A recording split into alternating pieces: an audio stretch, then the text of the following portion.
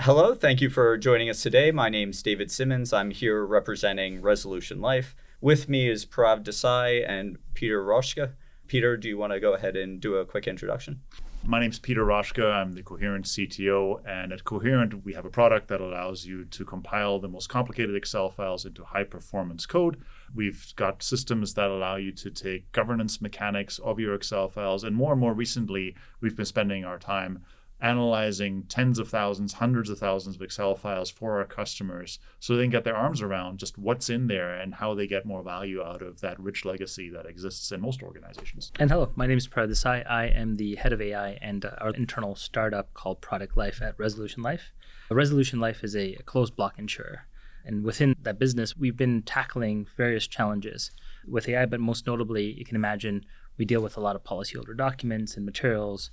We deal with a lot of actuarial models and so forth. So we've been leveraging AI and building kind of an internal product suite software that leverages both generative AI, leverages different tools, including what Peter just described, to help us become better at servicing our customers and meeting our obligations to our customer.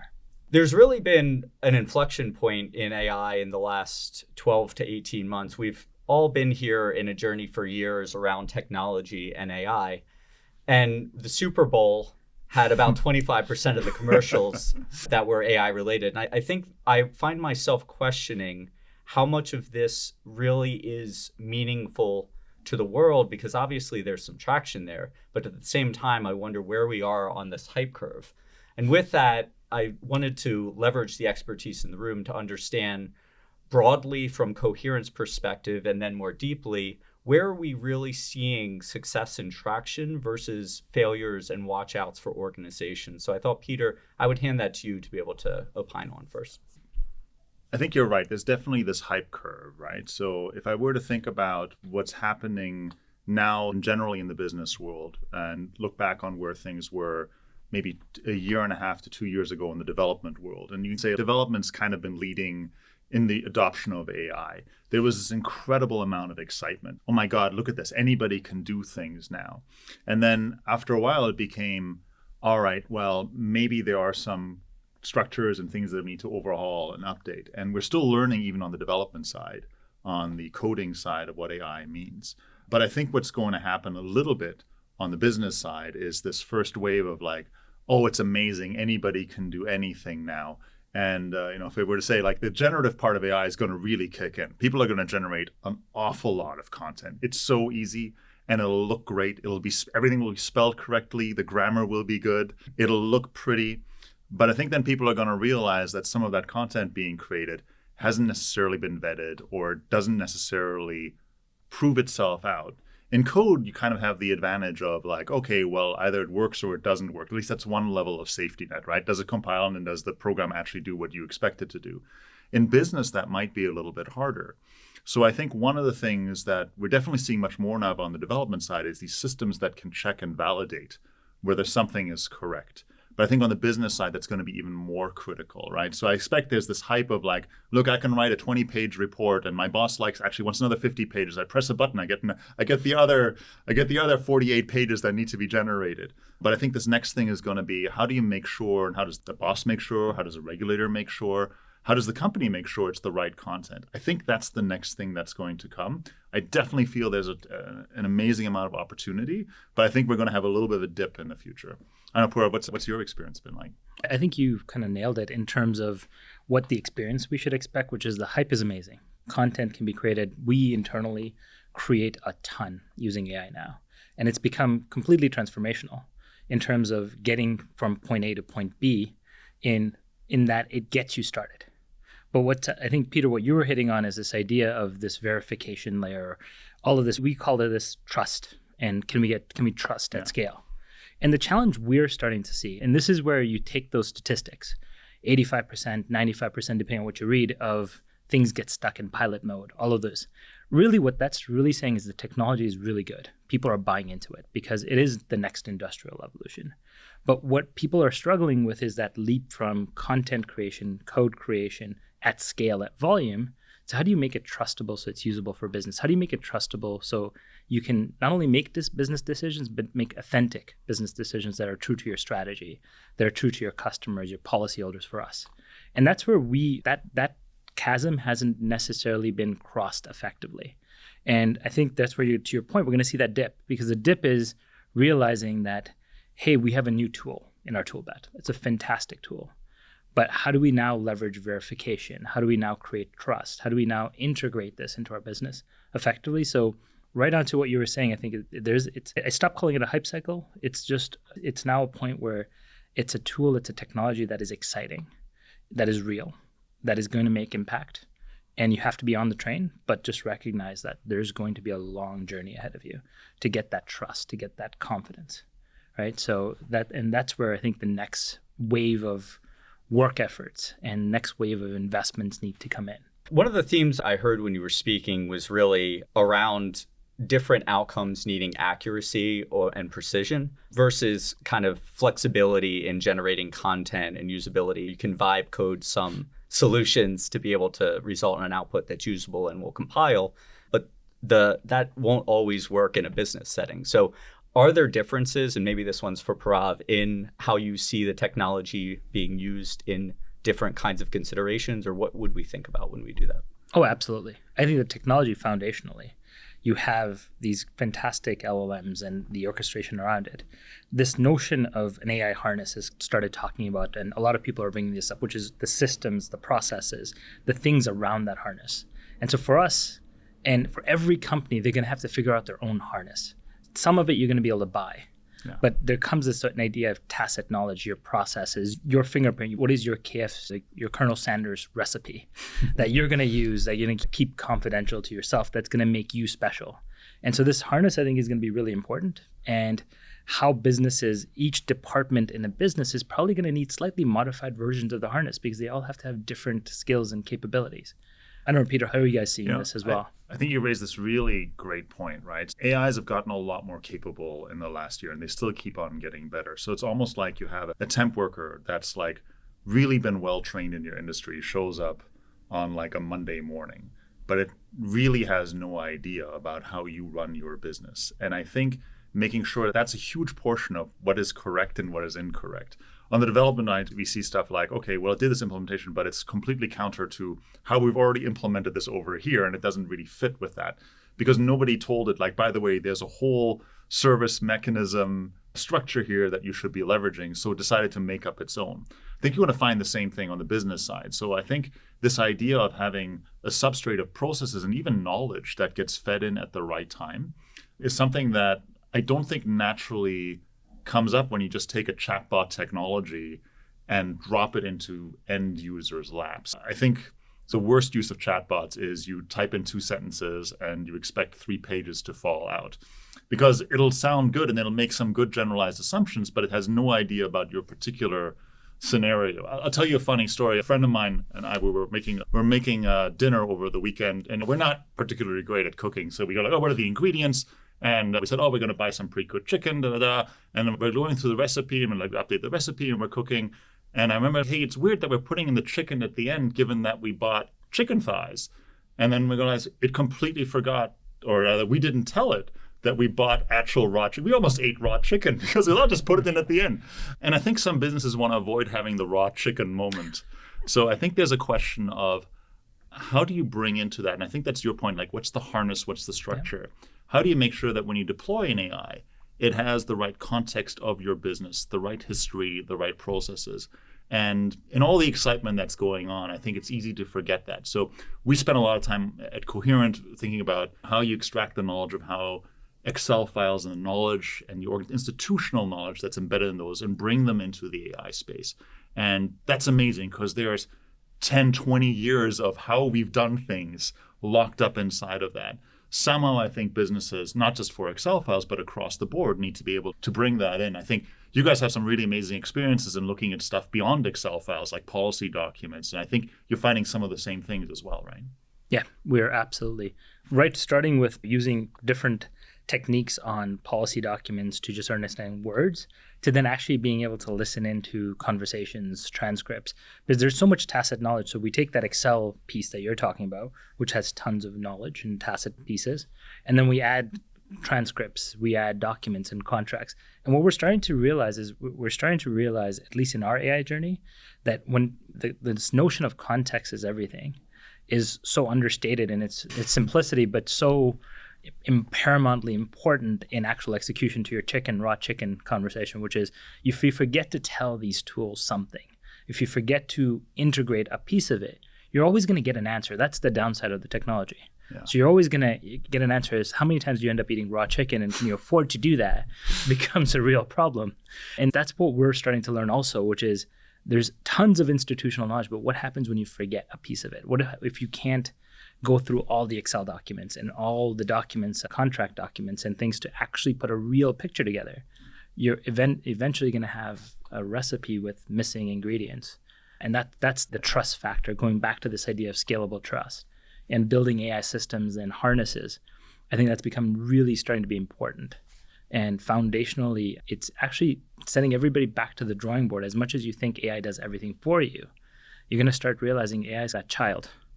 And just like any other child, you actually have to establish an education program. You have to establish behaviors, habits, all of those things that you then have to build on. And then that child needs tools. MCP is one of those examples of using them, but all of these different tools. So that's what we're starting to actually truly understand, which is, yes, you can discover all the information, but we're starting to realize that, wait a second, all this information we're discovering is information that we humans automatically know and intuitively know how to use, but AI doesn't. Yeah. So that's why I love that chicken analogy, because I think I'm going to use that a lot, Peter. That's a fantastic analogy. Now, you had hit on this before, the buy versus build scenario. So we've talked about tacit knowledge, but there are some giants in the room, Claude, Microsoft, right? How are you thinking about where they fit in our ecosystem in this build versus buy, and what are the considerations there? So I think the AI strategy we're going with is this combination of horizontal AI, the Claudes, the ChatGPTs, the Copilots of the world, those things that drive productivity for everyone. Right, they are the things that consumers see and our employees see. And then we have vertical AI, this idea of going deep into this area, building that harness, building the connective tissue around the organizational data, organizational know-how. And so we're starting to see a balance. It's been hard to figure out the balance, to be honest, right? Because the market and the functionality drops are so significant. And so we're reacting every 3 months, 4 months in terms of here's our strategy today and here's how we're going to modify the strategy. Foundationally, though, what we've realized, and I think, Peter, I think you and I have talked about this, definitely we should double click into it, is this idea of data, and idea of not the harness is the orchestration, but what you feed it into that orchestration becomes really important. And that's where the moat is indefinite, right? You have to get the right data, the context. You have to write the right operating process and connective tissue to make things work. And I think that's what we've seen, which is invest in the vertical, but know the horizontal is there, and you have to invest in both and balance the two. Yeah, I think it's funny you mentioned the operating mechanics. Like, we talk about being the operating system for Excel, right? Not just about one file, but about hundreds or tens of thousands or hundreds of thousands of files coming together and being organized and extracting the right information at the right time. And I think that's a very unique value proposition for a business to wind up tackling. Which files are the important ones? Which ones are the correct ones? How do you bring that together? And I think if I were to think about this as layers of what companies bring to the table. So you look at an Anthropic or an OpenAI or a Microsoft, they provide a lot of the base infrastructure. And I hesitate to use this term, but like the commodity infrastructure, so to speak, right? There's a new model coming out actually every week. Or, the big labs release one, depending on Google's a little slower, but usually in a couple months, like you expect to find a new model. And they're keeping fairly close to each other. And in some ways, they are somewhat interchangeable. Sometimes one's better than the other. And not to say that is in any way what they do is easy. It costs them hundreds of millions of dollars to develop a model. And I remember like 2 years ago, people were like, oh, we want to build our own model. Nobody should be doing that anymore. You should now think about that as the raw intelligence on tap, both in terms of having the model and then being able to marshal, potentially when you need it, hundreds of thousands of like GPUs and processing power to answer a particular question across the board. But I think the next layer on top of that is like, how do you do this coordination and marshaling? And to be transparent, that requires some degree of business and subject matter expertise. I don't think this is, certainly not right now, I think none of those companies have a compelling story that says we've really thought deeply about the problem of insurance or the problem of banking. It's all very generic. It's it's almost like you buy like a document management system, but we haven't really figured out how to organize the stuff inside of it or how people should actually wind up using it. That's for you guys to figure out. So there's companies like yourselves and ourselves that can help. Like we can have you like a structure and give you a leg up on certain parts of that. But I think overall, businesses should invest in understanding and how they want to drive that forward, because that's where a lot of that, I think you touched on it before, the unique value proposition of the business. That's where your business's mode exists, right? It's not you don't want to say, we just need AI and then, well, what's left of the company? Is the company the relationships? Maybe it is, and that might be a valid play. But I think for a lot of our customers, it's about the internal knowledge that is unique to them, the history, the processes that is uniquely defining that company. And quite frankly, that isn't available to the outside world, right? Why is AI really good at standard actuarial practices? Because it's seen hundreds of thousands of examples. It's read more books than any human will. But what is its specific understanding of how underwriting is being done inside this company for this specific type of business? It's basically zero. Or worse, it's like we know, and then when you ask it a question, it'll confidently give you an answer that to it feels kind of right, but is actually not correct. So I think that layer that we're describing here is absolutely essential. And I think businesses should own that layer. Yeah. I'll also just add one more thing to that, and I'll give a live example of what you just described. For us, and we use and have been using AI at scale now for a while, where we've interrogated all of our contracts. And one of our exercises actually was just this notion of using AI to understand our products that we couldn't do at depth, 1,200 products, and pulling all the information out. But going back to this idea of how do you make sure that you're creating the right harness, we actually used your product, Spark, to do this. And where we actually then took all the outputs of this AI tool, put it into Spark, and regression tested against 16 months of actuarial calculations. Can we create trust? And this is this idea of every business has to make it personal to how you do this. It's a tool set you use. It's a capability you use. And so the idea behind this is this idea, as you progress down this lane of using generative AI, you start tooling yourself across and say, how do I create trust? How do I create verification? How do I create adoption? And each one of these requires tools themselves. And so this idea of, as you described, Peter, very well, this idea of you have to build around it. We've been experimenting with it, and we've been experimenting trying different tools to help us create what is the handyman's tool belt look like, right? So what is our torque wrench after we put on a tire? What is our level? What is all those things? But the core technology is these LLMs, which these have, to your point, they've been commoditized, but they've been heavily invested upon. They're truly an innovation that's going to take society forward, right? But they do require effort and governance around it. Yeah. Maybe I'll give an example just to make it a little more real. I think you've got one sort of in the policy document space, but for us, one of the things that, someone said, well, why don't we just throw our Excel file into Claude and tell it what it's about, or is it OpenAI or whatever it is. And the example I like to give is like, great, so you've got a medium complexity file. It's only got something like 70,000 formulas, maybe like 10 tabs and maybe 100,000 cells, which really isn't, for a financial company, is not a particularly large Excel file, right?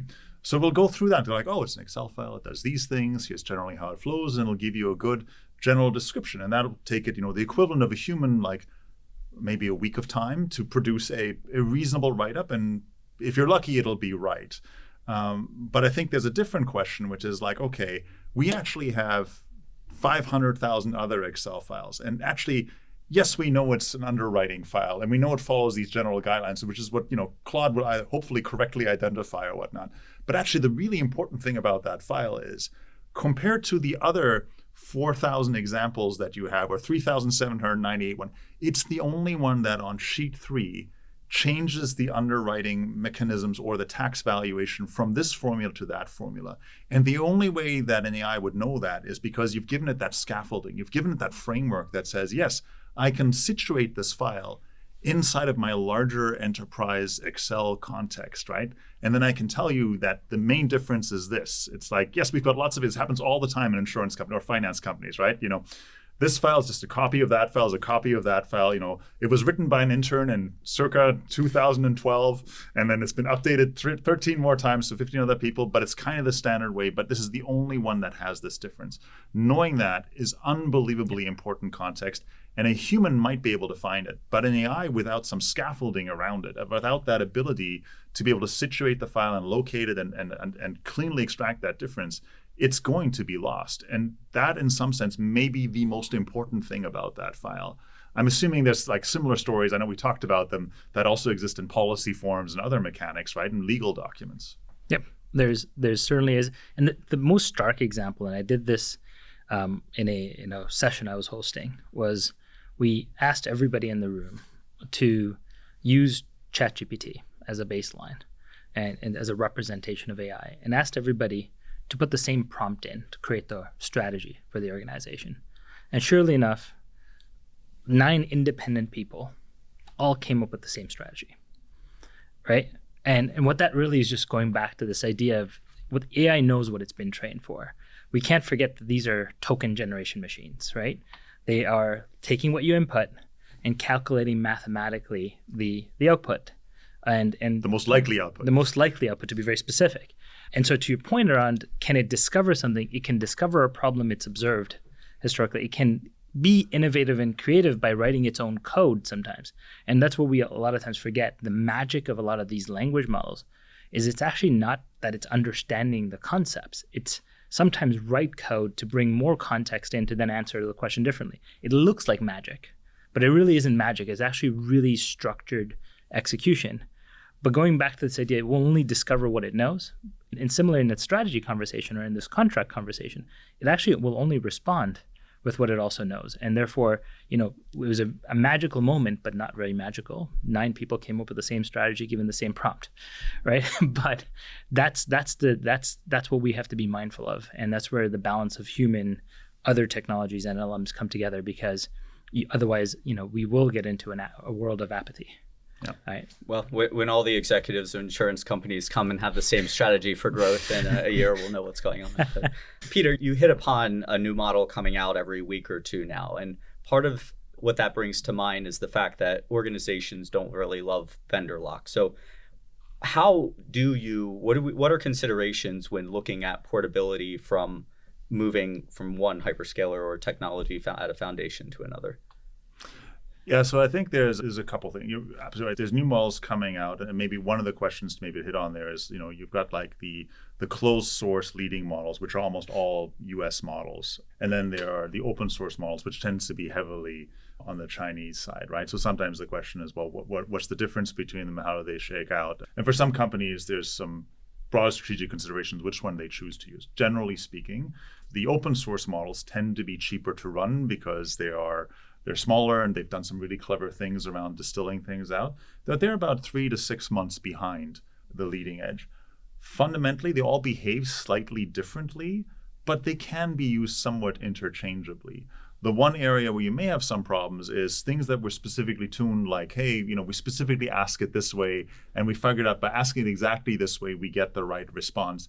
That may shift a little bit as you switch models, but that's going to happen anyway. Even if you deal with a leading closed source provider, they will retire their models usually about after a year. I think you've run into some of those things as well. So I think what you want to do is build a system that has checks and balances in there to catch those nuances, whether it's because your chosen provider is retiring a model anyway, you need to be able to carry on, or because you may want to avoid vendor lock-in and go with a different model for a variety of different reasons. The way I tend to think about this is, how would you engineer this for a human, right? That analogy I used earlier about, imagine you have a temp worker coming in on Monday. Well, one way to think of AI, it's like you have an unlimited number of temp workers that you can call up instantaneously that are willing to work for about $1 a week, equivalent of human effort, right? How would you wind up using them? You may trust them, you may not trust them. How would you arrange them in a way that you can be reasonably confident that the output is correct? And you'd probably have, some of them checking the other ones. You'd probably say like, hey, I want you to prove out this math is correct. It's nice that you think it's correct. Like, actually I want you to run some tests. I want you to document this, I want, maybe assign two of them the same task, right, with slightly different instructions, and see if they reach the same conclusion. That can help. And I think that's just genuine good engineering as you think about how you build up your AI, harness your AI operating system. Purav, I know we talked about this maybe about a year ago as you were trying to move from one model to the next. Yes, and we've done that a few times now and learned very quickly that moving models to the analogy of having employees is equally fraught with challenges, right? We can't just take the instructions I give one individual to the next person who comes in the room. So a lot of times what we've started to realize, and this is something, a real business challenge that I think every company is going to have to deal with, right? If you buy a closed source model from a top tier company, or you are in the open source world, the biggest challenge is you don't know the ingredients that are going into your models anymore, right? It's like buying a car and not knowing where all the parts were made and what quality of parts there are in that car. And so inevitably what you try to do is, okay, let me try to have multiple cars around, but each car drives differently. Each car is going to have its own challenges that you're going to have to work with. Each car hums differently, and you need to know when to do things. And so the challenge we're starting to see now, and it's a question I think every organization will face at different times in their journey, and we're starting to get there, is, it's, to me, it's going back to that buy versus build. Some of it is not even a buy versus build. It's like, what do we need to stay relevant? And how are we going to be able to be competitive a decade from now? And what that means is as this technology becomes so foundational and these models and everything becomes so prevalent, it's switching between them almost becomes an imperative that you must have, because otherwise, are you going to give up all your intellectual rights to a single provider? If, for example, Claude has been doing fantastic work, are we going to give all of our development capabilities over to Claude? Are we going to let Claude Financial Services run our entire investments business? And if so, what is our specialty? What is our core competency? So it really starts to challenge. It's no longer a situation of new models are coming out and can we switch between models and how do you maintain it? I think the question for a lot of businesses is, how am I going to maintain a competitive edge? And what is my competitive edge? Is changing between models one of those skills now? And being able to really interrogate these models deeply, because you won't know what content's in them, is that now what your engineering department does? Yeah. Right? And I really like your analogy of how does a car run? Because there are subtle differences. Some cars may be very poor at some things that you don't realize until you actually experiment with them. And I very much agree with that. I also think your point around being able to switch between providers is important. And one of the things that actually struck me, I sometimes think about what if I changed my mind on from where I was maybe a year or 2 years ago. And maybe 2 years ago, I'm like, oh, it's conceivable that there'll be this breakout model that comes that's just considered, it'll just run a clean slate, right? And for a long time, actually, OpenAI clearly was producing the best models, particularly when we're talking about the 3.5, the 4.0, they were clearly ahead. I don't think that's true anymore. And it's actually, I'm kind of surprised at how relatively easy it is and how there's not this breakout model. And yes, there are some variations in between. And the car analogy aside, I think it's actually surprising. I think it's very good for the industry overall that there actually is reasonable equivalence and that it is far easier to change. Not to say that you can it's not necessarily like that, but it's far easier than I would have imagined it was going to be. Fair. Yeah. This isn't a VHS versus Betamax situation, is what you're describing. Yeah, it's not quite. It's not quite the same. And in fact, it's probably useful even for an organization to try switching from time to time, just to see where your blind spots are. And so you hit on this, Prava, a few times, is reflecting over the last year what you're considering as far as portability between different models. Looking ahead the next 12 to 24 months, how do you envision the organization you're part of moving forward in it? What are they looking forward to adopting in this space? I think that we're now starting to, and goes right along where Peter is kind of concluding, the models have kind of stabilized. And you're seeing a lot of not clear winners necessarily, but each company, each provider coming up with different flavors and different capabilities. So for companies like us now, we're going to invest heavily in adoption, invest heavily in making things production grade solid. And that means we're really investing in a lot of the harness around the model, investing in integrating technologies into our end-to-end process that allows us to then use a model like the earlier example of generate something interrogate things using language models, which we could have never done. We could have never imagined reading thousands and thousands of documents at scale and doing it. And then we got a new problem, which is, okay, we have thousands of data points at scale within hours. And then using technologies like using what we did with Coherent, we're using that to at scale test the data. So we're now having to rebuild our way of working, rebuild our skill sets. And I think we've done that at a micro level. When I say micro, maybe a fraction of the company is starting to go completely AI native, right? AI is embedded across our company.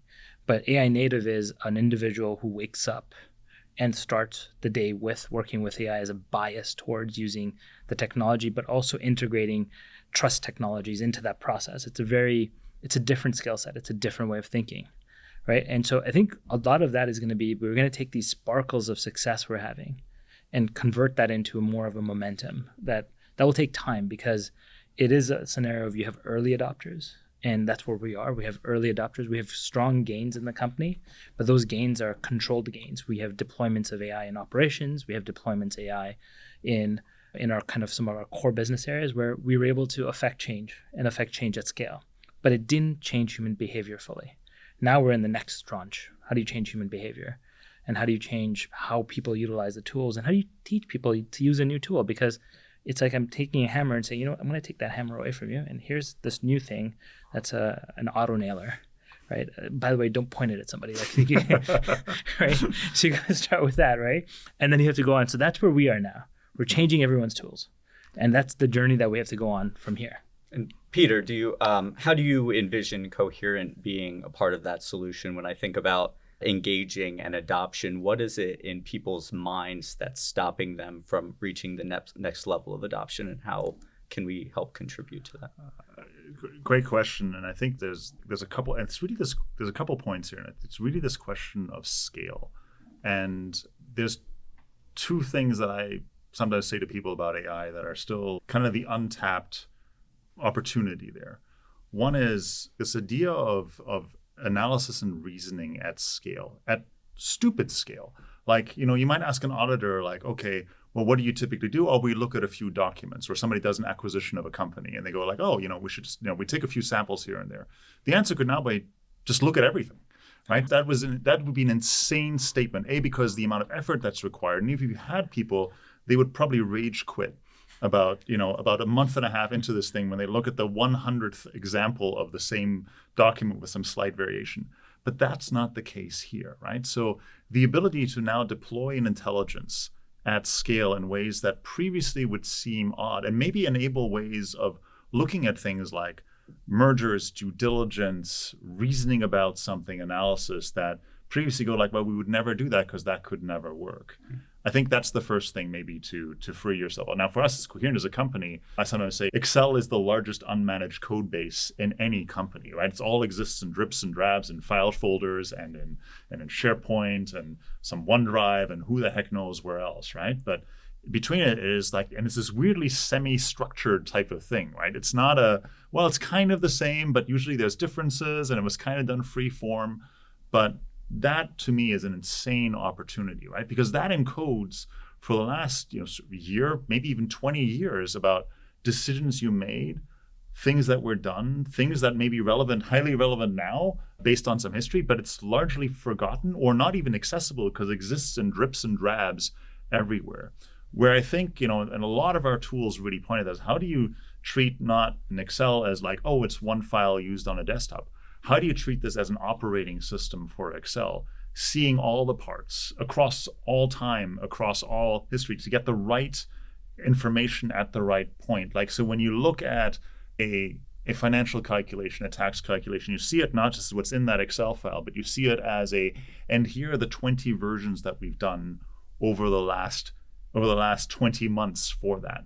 Right? And then and now understanding that the differences between those, now tell me about this very specific question I have about this file, or tell me generally how we do things in this company with respect to this very specific thing, because I have a question about how exposed we are to a decision or how we do something. These are things that were previously inconceivable. You couldn't assemble the information at the right time, and you couldn't get people to actually take the time to answer that question. So there is this amazing opportunity that's coming up, and big use cases for us are things like just doing that first pass. We know we've got lots of Excel files. How do we get our arms around on that and find both risk and opportunities inside that. How do we automate some of those things, right? Because we actually do have the history. It's just a question of now figuring out how do you build something on that history that is repeatable, more trustable. And then we have things like mergers and acquisitions where, really you only have a certain amount of time to find problems inside of something that you're acquiring. And the reasonable chance that a lot of the problems at some point wind up showing up in those Excel files, right? Because really nothing gets into an annual report without passing through several Excel files in various iterations. So imagine looking at all that information, right? And there's tons of examples of that where it's really just about the scale and the ability to organize now, particularly now that we're at this moment of AI, where people are realizing there is this ability to bring this new capability and technology to bear to do things in faster and to a level of accuracy and detail that wasn't possible before. The other thing is, I know we touched on it before, is how do you do that in a way that establishes trust and correctness, right? And there's both a question of how to use an AI for that, and then how do you bring things that are uniquely deterministic. So one of the things that we do is we can tell you exactly the difference between two Excel files, right? Ignore all the stuff that's the same, just focus on the things that are different. Or we can tell you how various Excel files cluster together across. I can show you, here's the 20 files that are the closest to this one, right? So the ability to do that at that scale is absolutely critical and unlocks so many use cases. No, it's interesting. So one of the themes you hit on there, really the trust at scale and being able to provide that kind of a regression for an individual. So one of the considerations in our organization, we have millions of Excel documents over the years that you described. So now we've deployed co-pilots to a lot of individuals in a lot of insurance companies. It's one of the earlier use cases. What are the next steps? What do we see people using beyond the co-pilots, or what do companies plan on rolling out outside of that technology?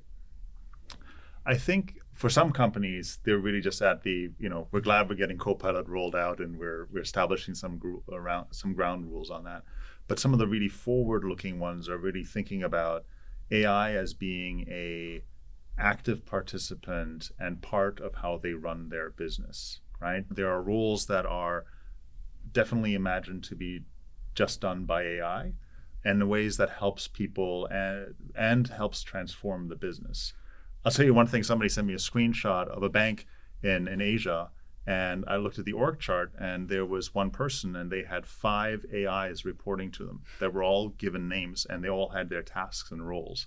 And that sounds kind of futuristic, but it reflects a shift in thinking about how you think about how work is done and how you organize in a business. Having one person work with a series of AIs can actually be a huge unlock for speed and efficiency.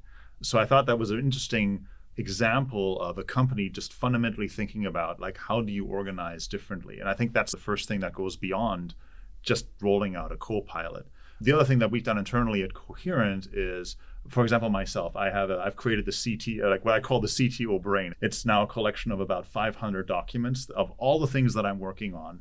And when I work with my AI, it has the ability to pull on those things. But the other thing that I do is I publish out from that several times a week, like things that are like, here are the things that people should know about these projects, what the standards are, what the mechanics are. And I publish that on purpose to the organization, not because I expect people to read that, although I'd like to think they all read that with bated breath and they can't wait for the next release. What I actually imagine most of the time will happen is their AIs will read it. So by the time that we have a meeting about something, it'll be like, okay, well, I know, you're using AI to prep for this meeting, pulling it together. Just have your AI read all the things that are out there. So hopefully these things that should be expectations, we don't have to cover. You already know, or you through your eye have already discovered them, and I really want to focus on those things where there's a substantial difference, where like, hey, we've reached an impasse here, or we need something that wasn't written up, or there's a deeper question. But this first stuff is like, hey, here's the things that you should be working on and thinking about, and here are the things I'm going to ask you about, so please give me the standard answer, should already have happened at that point. Well, with the advent of the spreadsheet and those millions of versions of Excels coming out, what I was concerned about with the co-pilots was the iteration and creation of this material, and really how an organization, maybe Prabh, you can opine on this, actually manages the amount of material created and navigating. And I think Peter hit on a few points there as well. Yeah, so I think an organization manages, and kind of just feeding off where Peter was, so internally we've created a product offering internally called Product Life. And its job is to start ingesting all of this data. And it kind of builds off of what Peter was doing. We know we want all of our team members to be equipped to create their own agents, to be able to then use those agents with different skills to interrogate their Excel files, their Word docs, their documents, so that they can be organized, they can be managed, and they can be accessed at scale, right? So ultimately, the idea is on one side, as we talked about this earlier in this conversation, was Excel has been the ultimate kind of the original programming language that was available to the masses in a sense, and it's stored so much information. Along with that, documents have been always this stored piece of memory that has always documented all those Excel spreadsheets. And now we're creating a new generation where everyone can create code, can create apps. So we're just going to create more content. And what that means is we're going to be essentially an information overload. As we start looking at the next phase of how do you manage that, the best way you manage that is use the technology to manage the technology.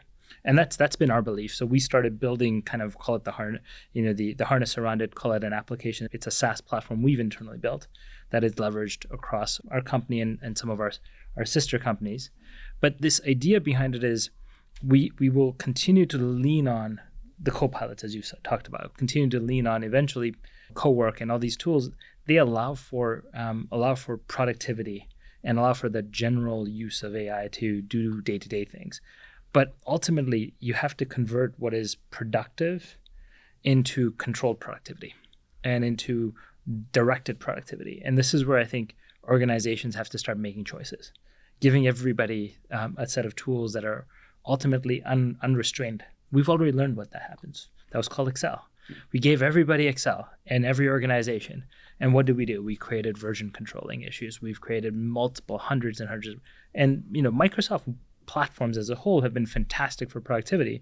But if you look in an organization, we were talking with a CIO of an organization, and we've been having conversations around leveraging Product Life in other companies.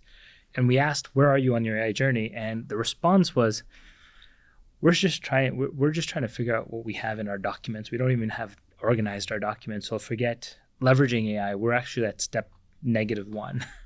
We are actually going across our SharePoint assets. We're going across our network drives, and we actually don't know what to feed the AI because what we have isn't organized. We don't know which one is the right version. We don't know which one is. And we got into a deep conversation, and it was thought-provoking, but I think it left the counterparty with a lot of thoughts on this, but it got into, have you considered using AI to solve that problem? And that's what it really, I think, is going to become. I think companies are going to have to, this AI has become this ubiquitous word with everything that is automation. It's actually not. It is actually, you should treat it like a construct. It's a piece that goes into it. Going back to that car analogy, it's like, hey, we created the combustion engine.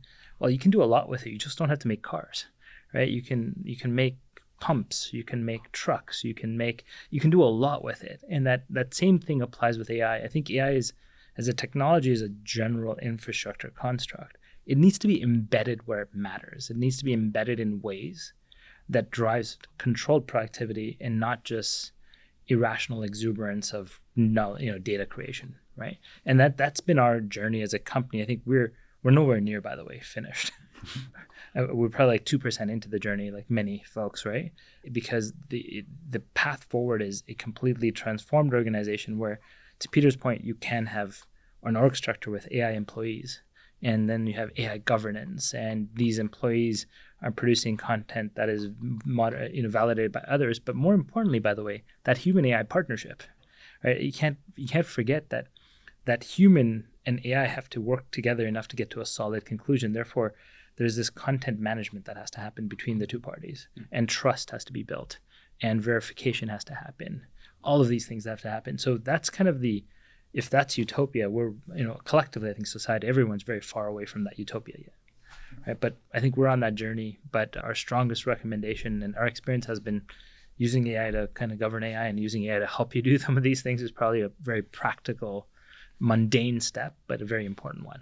I think one of the big things that we're looking at is this idea of trust and verification. That is a big step of where we're investing. And we have invested in this for years. So one of our first products was being able to take an Excel file and to be able to compile it into high-speed, accurate code. We've done this hundreds of thousands of times across some really complicated files. And that let us do things like, put it inside of other systems. But it also let us run test beds at an unimaginable scale. Like you can say actually Excel files, unlike code usually has some tests associated with it. Most Excel files actually, I'm sorry to say, don't actually have a test associated with it. Like, you'd imagine like, okay, I'm going to try 50 values and see if, ever produces a calculation error or something unexpected happens, which, by the way, is a great way to check. I've changed the formula. I think I've just made this more efficient. I've made some cleanup here to make it more maintainable. But you don't realize that actually 2 of your 500 test cases now suddenly produce a different number. So we have things like that. We have version control. We have delta management, all that built in. And we're now also building out ability. We've always had this warnings like, hey, this is possibly not a safe formula to use. Like, this formula has some known issues with it under these conditions. And actually, when we compile something, we'll produce a list of like 30 or 40 things that said like, there's some possible problems. I will tell you that, including myself, is like, I'll throw that in like, yeah, I know, it's just more of that list. You kind of keep on moving, right? It's so easy to ignore. And I think this is where there's a real opportunity now, which is why we're really focusing on this verification, and we're doubling down on this because we already have things like that testing. But now that list of 80, 90 things that are there, actually, we're going to expand that list. We're going to expand that list and revalidate it and now retest it. And we're going to give our customers a list of like, here are the 10 things that in relation to the previous versions are likely problems with this Excel file. And actually, we think most of them will be correct. But even just doing that now, like for a lot of people that are writing Excel files, like goes back to the old sort of code verification and testing tools. Like, everybody hated them because, it's kind of like you're being criticized by a machine, right? And then in the first time you find one is wrong, you're like, see, I told you this thing was garbage. It's not useful. But now, all in the last 2 months, there's this huge shift in how people are thinking about it, because they're not writing the Excel files anymore, or they have an AI, and suddenly becomes a very different feeling. There's a little bit of the psychology of transforming an organization. Now what you can do is you can say like, here's the list of all the problems, and the person will give it to their AI. And the first question will be like, I got these, are these legitimate problems, right? So maybe it's like, yeah, 3 of them turns out they're not legitimate, but these 6 are. I'm going to work on the 6. And that's from a human perspective is like, it's a very different feeling. Now you feel like a supervisor, a manager, just arbitrating between 2 virtual employees to produce a better result. And that's a very different emotional feeling that you have. And I think engineering these types of things as part of an operating system or harness or trust at scale, these type of moments are absolutely critical to engineer into those organizations. Because while we've given everybody the ability to generate, what is, at least right now, missing by and large is the ability to validate. And actually, there's a tremendous opportunity with AI and with tools specifically engineered for a task such as reviewing claims mechanics inside of an insurance contract, or looking at Excel files, where you can have this really constructive back and forth, which makes people more productive and actually makes them able to operate at a level that maybe they weren't able to before. Like, nobody wants to argue and look at like some detailed minutia about a particular Excel formula. People want to be looking at, here's the potential impact of a change, and here's the risk, and yes, did we manage and did we properly contain it? That's a much more rewarding experience. And I hope those are the ones that companies will take a moment to think about how to engineer in, because it's both highly rewarding to the employees, and it's also a way to make the company just much better. And to go along on that, it also, the so what behind that is really meaningful for both the company and kind of society as a whole, right? So if you think about that, the mundane that you just described freeing up, enabling and empowering every team member to feel like they have superpowers, right, allows companies to then unlock completely new areas. So now it's not just about efficiency, and AI is not about job loss. It's actually about, if everyone has superpowers, what could we do, right? Like, what are the problems you can solve? As an insurance geek, per se, because working in insurance for a long time, I've always felt strongly that the industry has played a critical role a long time ago in terms of creating protection and being there for people when they needed financial safety and security. But what something like AI does, and where insurance companies have spent some of our most talented people, in Excel spreadsheets and in models. Imagine those individuals now suddenly focusing on how to make people's live longer. Because living longer, for example, means that they pay longer premiums, so we're happy. But it also means people are happier, people are living longer. And how do you change the habit of a company? How do you change, like AI has the power to change an industry from being passive to proactive.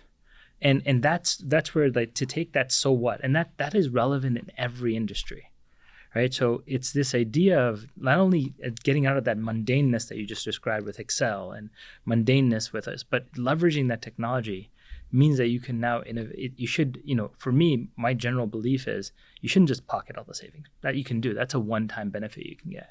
And that is true. Absolutely, you can take it and you can take it to your shareholders. The real benefit, though, is take some of that, reinvest it into strategy, reinvest it, make it so every employee, to your point, comes, every team member comes to the office every day thinking, holy cow, I can do anything. And I can contribute, I can build and create that atmosphere of strategy, the atmosphere of building competitive strength and advantage, and transform industries, transform behaviors. You no longer have to be constrained. You don't need a consulting company to come and tell you the wealth of society's knowledge anymore. What you need is people to feel exactly the way you described. I know, at least me, as I've started to use AI more and more, I'm an accountant who spends a majority of his time in a technology space in an insurance industry that's, many would argue, is potentially boring. Potentially, I don't. But ultimately, I genuinely feel like I have superpowers. So right now, many of the AI companies are giving sort of incredible discounts on their costs, right? So you can buy a Claude Max account, right, which costs $200 a month, but basically is about $6,000 of AI intelligence that's bundled. If you were to buy it individually on an API basis, it's an insane amount of money. I'm not sure how much longer that's going to go on. I think most companies now are realizing that, the marketing time is over. Now we need to actually start charging in line. But I almost feel guilty when I don't use the extent of that. It gives you like 5-hour windows and there's weekly limits. And like, I remember I would go, it's late at night. I'm going like, oh, I still have 20% of my quota for this hour, for the 5-hour window. I've got it left over. And then, I get really happy that when I finish burning out the whole week subscription, I call this like Claude Maxing. It's like, you can't really get to sleep until you've done this. It feels incredibly rewarding. It's also slightly exhausting. I don't know if you felt the same thing, but there's this incredible energy of like, I can apply things and get things done that I wasn't able to do before. That is just incredible. And it's like these small pops of like, yes, I did something that would normally take me like a week and it's done in a couple hours. And actually, because of how it's set up, it's actually done better in many instances than I could have done it if I would have done it myself. It just feels incredible.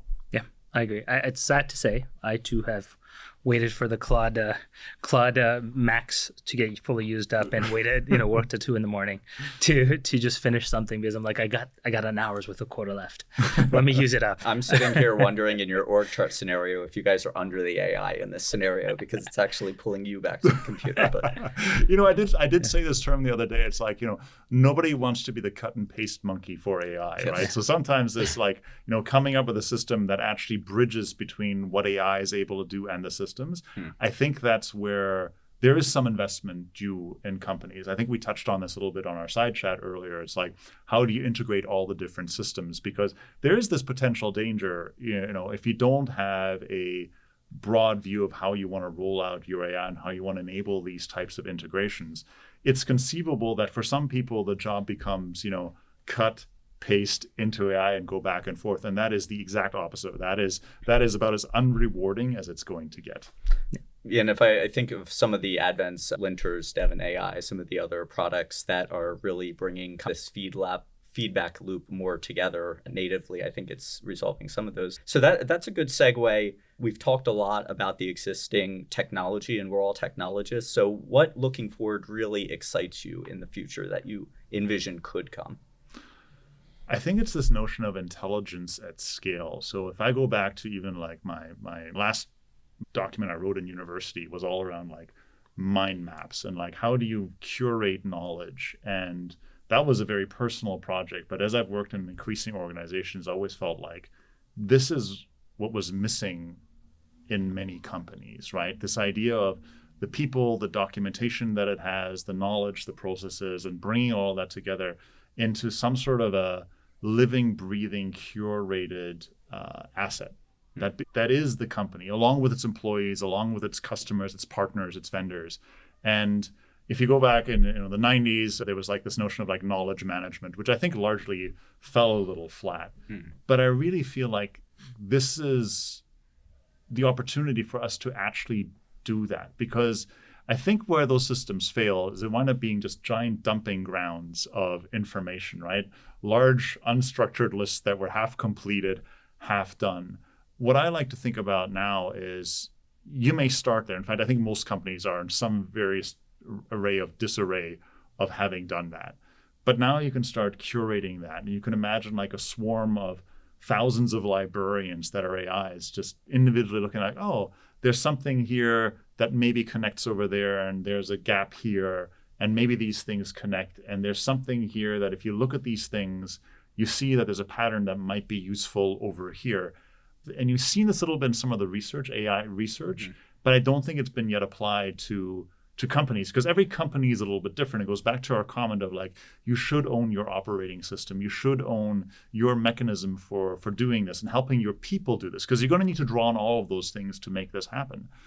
But I think there's that opportunity to really think about a business as a living, growing set of information, processes, ideas, and evolutions that I think is tremendously exciting. Yeah, I really see this in a lot of parallels in vertical industries everywhere from medical to technology. And I was even thinking while you were describing a historian, like alternate perspectives to history through time and making those connections. I think we're seeing a lot more in all of these come about because of the connections that can be made for this technology. Parav, is there anything that excites you looking into the future? I think for me, I'm, sitting in a business and at the practicing end of this trying to impact policyholders, trying to impact how we operate. I'm just excited for the hype cycle to kind of end and people to get into the using of the tool. I mean, hype cycles are kind of like relationships, right? When you meet somebody new, when you're learning each other, everyone's super excited, right? And in a really solid relationship, things kind of like normalize. And then you fall into this trend of just happiness and you're learning and you're growing together, right? I feel like hype cycles and are very similar in the sense that we start with something and you get really, really excited. It's a new thing. And you imagine different worlds and different things. And all of us are dating AI to some degree right now. And it's all going to be around how we normalize with it. And by the way, some people will normalize well and some people will get divorced with AI. But for me, I'm really just excited because the technology there's so much capability already available, right? It's now about how. It's about how you put it into action. It's about how you use it. That becomes really, really relevant. So I'm, waiting for kind of already happening, the hype cycle to end and folks to, from everywhere, from educational institutions and universities to governments and corporations to kind of like sit back and say, okay, like this is how we're actually going to start moving this forward, right? Because ultimately, there is, thus far AI has been tagged with one side the hype cycle and the other side the grim reaper of jobs, right? That's kind of been the two. And that's really not true with industrial revolutions and any revolution. That's true with the change period. But if you think about, I was having this conversation with my children around this, and if you think about AI and you think about what's coming, there's robots coming, there is driverless cars coming, AI is becoming ubiquitous with, accessing anything and everything. But what that really means is that the average person can do a lot, right? What it also means is like we don't know what's in our oceans today. And that means people can now dedicate time and technology to doing things like discovering parts of our Earth that we don't know, discovering space, discovering how we can undo some of the damage we've done to the planet. All of this is where productivity can be redeployed, right? And so it is, the part that I'm really excited about is let the hype end, the transformation begin, because the next 2-3 decades for society, for humanity, for businesses, all of it can be transformational if you let it be. And if you don't let it be, it will still be transformational. And so the idea is you have two choices, transform or transform. And really, I'm hoping we choose the one where we actually are in the driver's seat rather than in the passenger seat. Peter, Parav, this has been an amazing time with you, and I'm really glad that I had the time to sit down with you, and I'm sure the audience feels the same way. Thank you for this explanation of, I think, verification at scale and what that can really look like in an organization. Oh, thank you. Always a pleasure to chat, and it's been a great partnership. Yeah, it's been a fantastic conversation as always, so thank you for having us.